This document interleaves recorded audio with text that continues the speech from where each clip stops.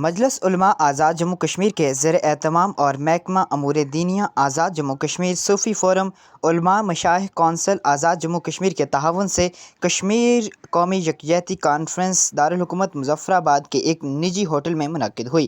Conference کے مہمان خصوصی چیئرمین مرکزی رویت حلال کمیٹی پاکستان و خطیب و امام بادشاہی مسجد لاہور سفیر امن مولانا سید عبدالخبیر آزاد اور مہمان گرامی چیئرمین اسلامی نظریاتی کونسل علامہ ڈاکٹر مفتی محمد راغب حسین نعیمی تھے۔ کانفرنس سے خطاب کرتے ہوئے سفیر امن مولانا سید محمد عبدالخبیر آزاد نے کہا ہے کہ وطن عزیز پاکستان اللہ تعالیٰ کی نعمت عظمیٰ ہے جو لاکھوں انسانوں کی قربانیوں کے بعد معرض وجود میں آیا۔ پاکستان اسلام اور کلمہ طیبہ کی بنیاد پر حاصل کیا گیا اور کشمیر پاکستان کی شاہ رگ ہے۔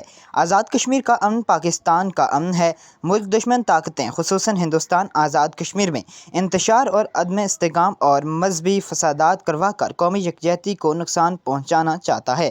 علماء کرام ممبر و محراب کے ذریعے مذہبی ہم آہنگی، قومی یکجہتی اور وحدت کو پیدا کرنے کے لیے اپنا مؤثر کردار ادا کریں۔ آزاد کشمیر کا خطہ ٹورزم کا ہب ہے۔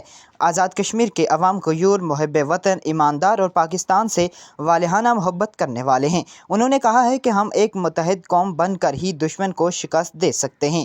دہشت گردی، انتہا پسندی کا خاتمہ، تشدد سے پاک معاشرے کا قیام ہم سب کی ذمہ داری ہے۔